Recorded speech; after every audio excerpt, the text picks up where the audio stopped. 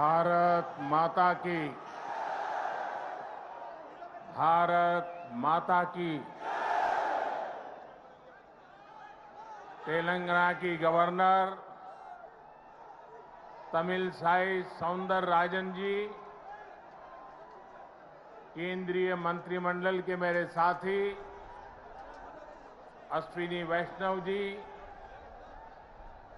इसी तेलंगाना की धरती के पुत्र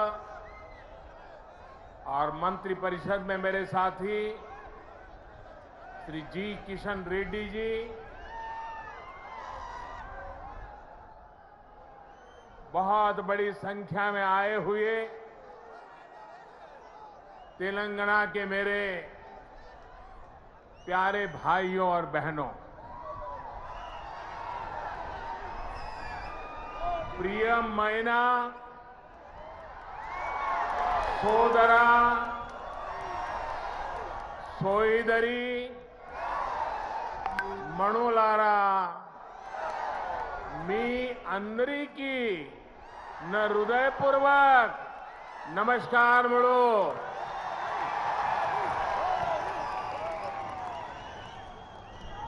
महान क्रांतिकारियों की धरती तेलंगाना को मेरा शत शत प्रणाम। आज मुझे तेलंगाना के विकास को और गति देने का पुनः सौभाग्य मिला। थोड़ी देर पहले ही तेलंगाना आंध्र प्रदेश को जोड़ने वाली एक और वंदे भारत ट्रेन को हरी झंडी दिखाई गई है। ये आधुनिक ट्रेन अब भाग्यलक्ष्मी मंदिर के शहर को भगवान श्री वेंकटेश्वर धाम तिरुपति से जोड़ेगी। यानी एक प्रकार से ये वंदे भारत एक्सप्रेस आस्था, आधुनिकता, टेक्नोलॉजी और टूरिज्म को कनेक्ट करने वाली है। इसके साथ ही आज यहां 11,000 करोड़ रुपए से अधिक के प्रोजेक्ट्स का लोकार्पण और शिलान्यास हुआ है। ये तेलंगाना की रेल और रोड कनेक्टिविटी से जुड़े प्रोजेक्ट्स हैं, हेल्थ इंफ्रास्ट्रक्चर से जुड़े प्रोजेक्ट्स हैं। मैं विकास के इन सभी प्रोजेक्ट्स के लिए आपको, तेलंगाना की जनता को बहुत बहुत बधाई देता हूं, शुभकामनाएं देता हूं। साथियों, तेलंगाना को अलग राज्य बने करीब करीब उतना ही समय हुआ है जितने दिन केंद्र में एनडीए की सरकार को हुए हैं। तेलंगाना के निर्माण में, तेलंगाना के गठन में जिन सामान्य नागरिकों ने, यहां की जनता जनार्दन ने योगदान दिया है, मैं आज फिर एक बार कोटि कोटि जनों को आदरपूर्वक नमन करता हूं। तेलंगाना के विकास को लेकर, तेलंगाना के लोगों के विकास को लेकर जो सपना आपने देखा था, तेलंगाना के नागरिकों ने देखा था, उसे पूरा करना केंद्र की एनडीए सरकार अपना कर्तव्य समझती है। हम सबका साथ, सबका विकास, सबका विश्वास, सबका प्रयास के मंत्र को लेकर के आगे बढ़ रहे हैं। हमने पूरा प्रयास किया है कि भारत के विकास का जो नया मॉडल बीते 9 वर्षों में विकसित हुआ है, उसका लाभ तेलंगाना को भी ज्यादा से ज्यादा मिले। इसका एक उदाहरण हमारे शहरों का विकास है। बीते 9 वर्षों में हैदराबाद में ही करीब 70 किलोमीटर का मेट्रो नेटवर्क बनाया गया है। Hyderabad multi modal transport system MMTS project पर भी इस दौरान तेजी से काम हुआ है। आज भी यहां 13 एमएमटीएस सर्विस शुरू हुई है। एमएमटीएस का तेजी से विस्तार हो, इसके लिए इस वर्ष के केंद्र सरकार के बजट में तेलंगाना के लिए 600 करोड़ रुपए रखे गए हैं। इससे हैदराबाद, सिकंदराबाद सहित आसपास के जिलों के लाखों साथियों की सुविधा और बढ़ेगी। इससे नए बिजनेस हब बनेंगे, नए इलाकों में इन्वेस्टमेंट होना शुरू होगा। साथियों, 100 साल में आई सबसे बड़ी गंभीर महामारी और 2 देशों के युद्ध के बीच आज दुनिया भर की अर्थव्यवस्थाओं में बहुत तेज गति से उतार चढ़ाव हो रहा है। इस अनिश्चितता के बीच भारत दुनिया के उन देशों में से एक है जो अपने इंफ्रास्ट्रक्चर को आधुनिक बनाने के लिए रिकॉर्ड निवेश कर रहा है। इस साल के बजट में भी 10 लाख करोड़ रुपए आधुनिक इंफ्रा के लिए अलॉट किए गए हैं। आज का नया भारत, 21वीं सदी का नया भारत तेजी से देश के कोने कोने में मॉडर्न इंफ्रा बना रहा है। तेलंगाना में भी बीते 9 वर्षों में रेलवे बजट में लगभग 17 गुना की वृद्धि की गई है। अभी अश्विनी जी आंकड़ा दे रहे थे। इससे नई रेल लाइन बिछाने का काम हो, रेल लाइनों की डबलिंग का काम हो या फिर इलेक्ट्रिफिकेशन का काम हो, सभी कुछ रिकॉर्ड तेजी से हुआ है।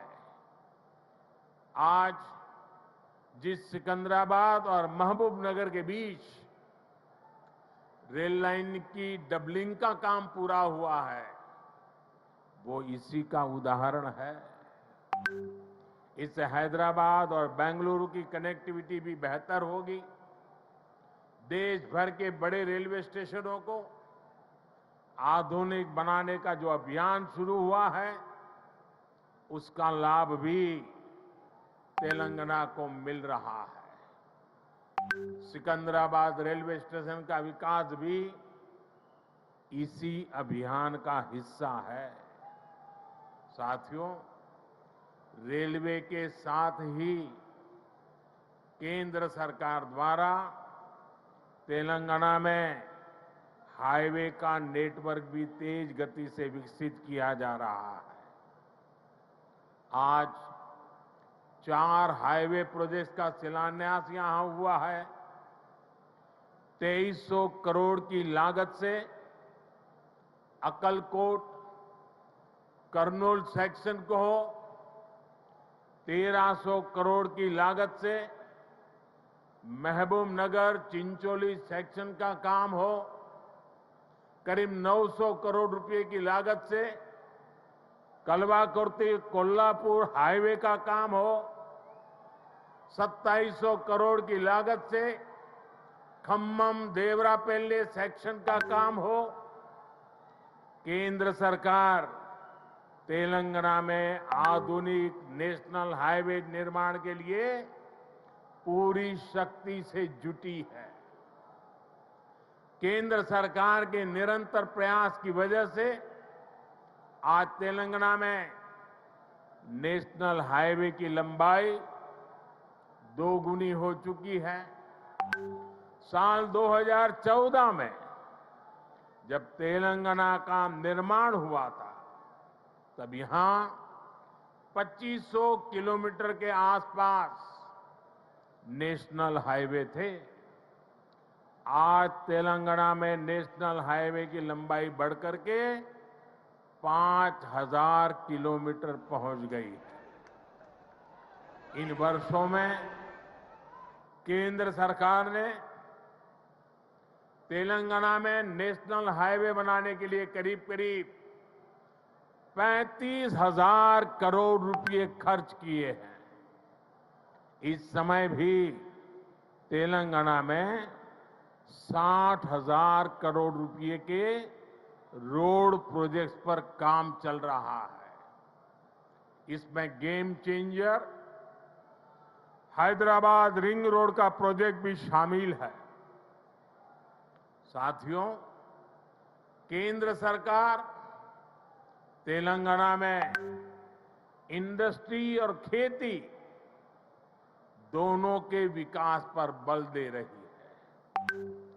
टेक्सटाइल ऐसा ही उद्योग है जो किसान को भी और मजदूर को भी दोनों को बल देता है। हमारी सरकार ने देश भर में 7 मेगा टेक्सटाइल पार्क बनाना तय किया है। इनमें से एक मेगा टेक्सटाइल पार्क तेलंगाना में भी बनेगा।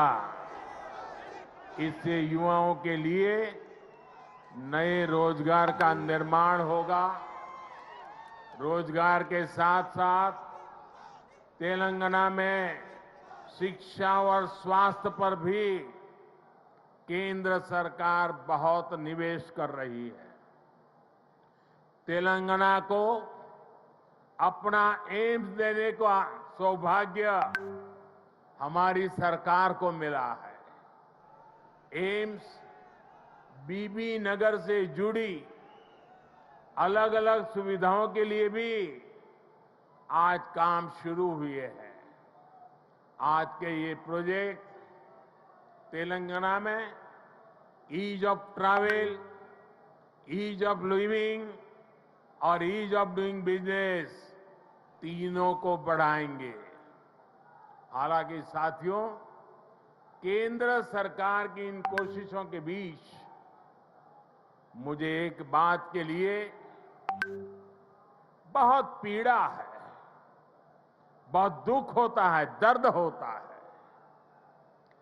केंद्र के ज्यादातर प्रोजेक्ट्स में राज्य सरकार से सहयोग न मिलने के कारण हर प्रोजेक्ट में देरी हो रही है, विलंब हो रहा है। इससे नुकसान तेलंगाना के लोगों का, आप लोगों का हो रहा है। मेरा राज्य सरकार से आग्रह है कि वो विकास से जुड़े कार्यों में कोई बाधा न आने दे, विकास के कार्यों में तेजी लाए। भाइयों और बहनों, आज के नए भारत में देशवासियों की आशाएं, आकांक्षाएं, उनके सपने पूरे करना हमारी सरकार की प्राथमिकता है। हम दिन रात मेहनत करके इसी कोशिश में जुटे हैं, लेकिन कुछ मुट्ठी भर लोग विकास के इन कार्यों से बहुत बौखलाए हुए हैं। ऐसे लोग जो परिवारवाद, भाई भतीजावाद और भ्रष्टाचार को पोषित करते रहे, उन्हें ईमानदारी से काम करने वालों से परेशानी हो रही है। ऐसे लोगों को देश के हित से, समाज के भले से कोई लेना देना नहीं है। ये लोग सिर्फ और सिर्फ अपने कुनबे को फलता फूलता देखना पसंद करते हैं। हर प्रोजेक्ट में, हर इन्वेस्टमेंट में ये लोग अपने परिवार का स्वार्थ देखते हैं। तेलंगाना को ऐसे लोगों से बहुत सतर्क रहना जरूरी है। भाइयों और बहनों, भ्रष्टाचार और परिवारवाद एक दूसरे से अलग नहीं है। जहां परिवारवाद और भाई भतीजावाद होता है, वहीं से हर प्रकार का करप्शन फलना फूलना शुरू हो जाता है।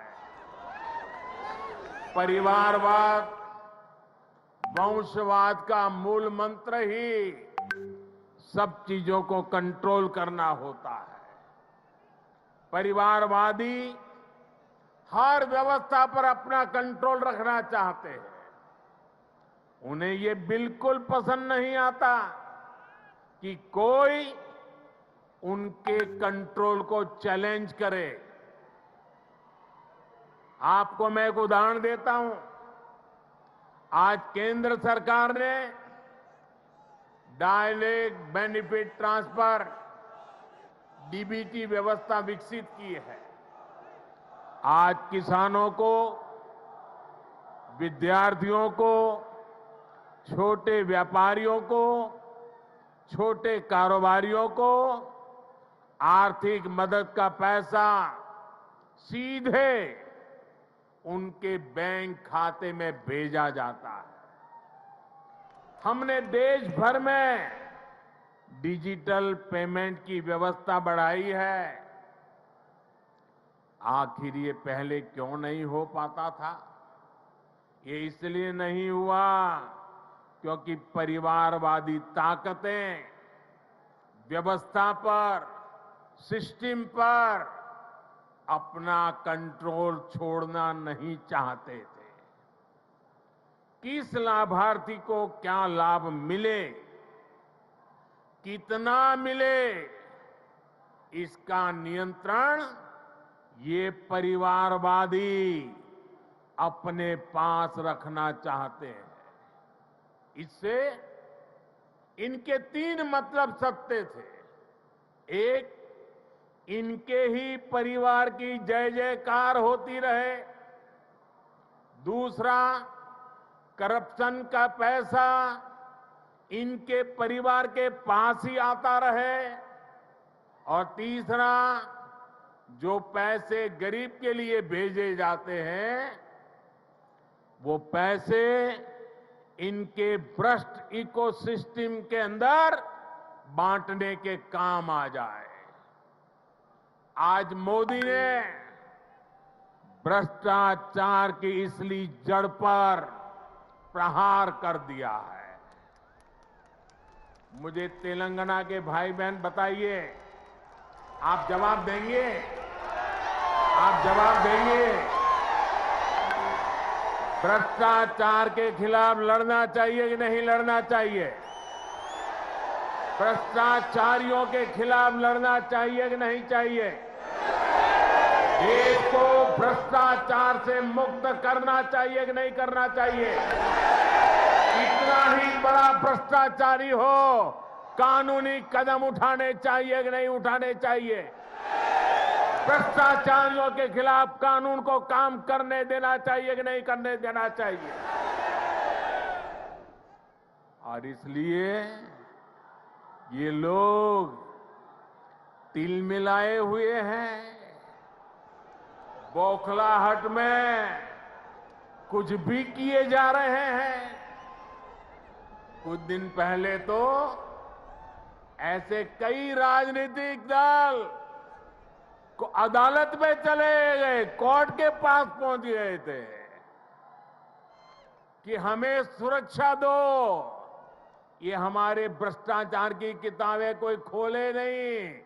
कोर्ट के पास गए, कोर्ट ने वहां भी उनको झटका दे दिया और क्या वापस भेज दिया।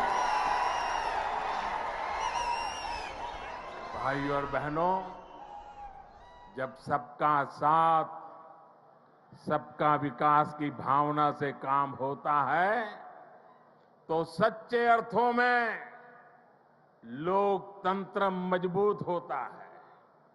तब वंचितों, शोषितों, पीड़ितों को वरीयता मिलती है। और यही तो बाबा साहब आम्बेडकर का सपना था, यही तो संविधान की सच्ची भावना है।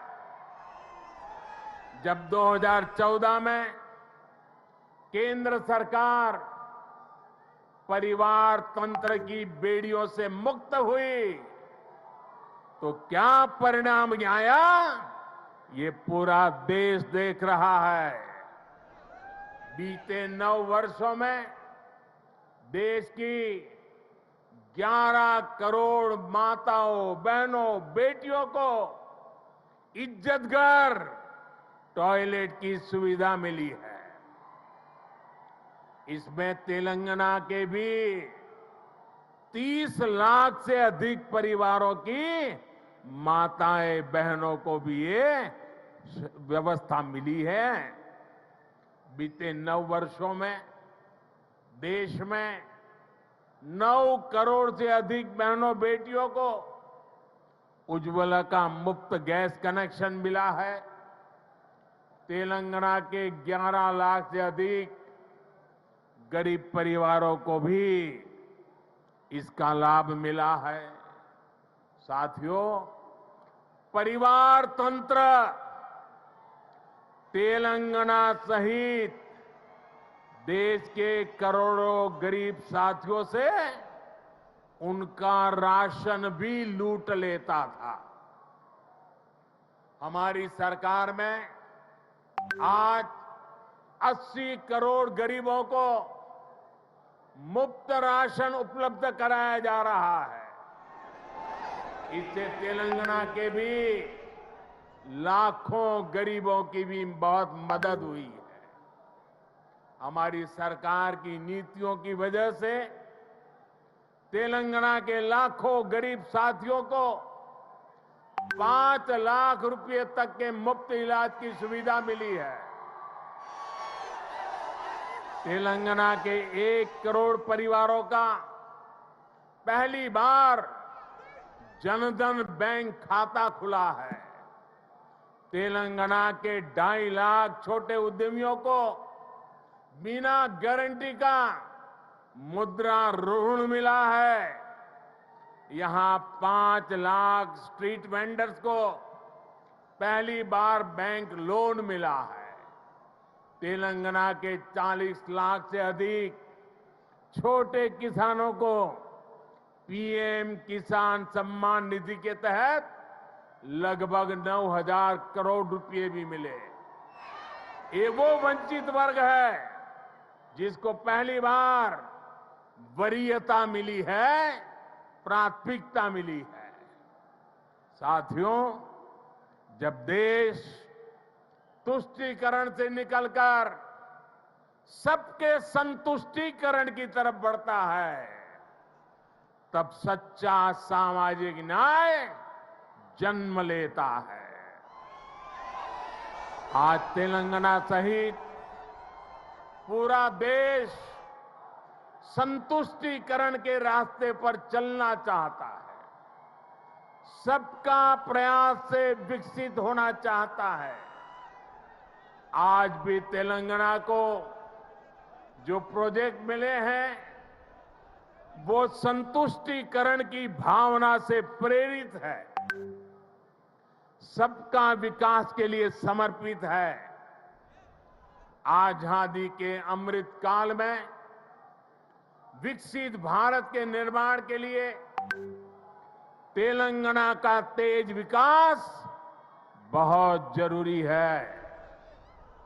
आने वाले 25 साल तेलंगाना के लिए भी बहुत महत्वपूर्ण है। तेलंगाना के लोगों को तुष्टीकरण तथा भ्रष्टाचार में डूबी हर ताकतों से, ऐसी हर ताकतों से दूर रहना ही तेलंगाना के भाग्य को निर्धारित करेगा। हमें एकजुट होकर तेलंगाना के विकास के सारे सपनों को पूरा करना है। इन सारे प्रोजेक्ट्स के लिए एक बार फिर तेलंगाना के मेरे प्यारे भाइयों बहनों को मैं बहुत बहुत बधाई देता हूं। ये मेरे लिए अत्यंत संतोष की बात है, इतनी बड़ी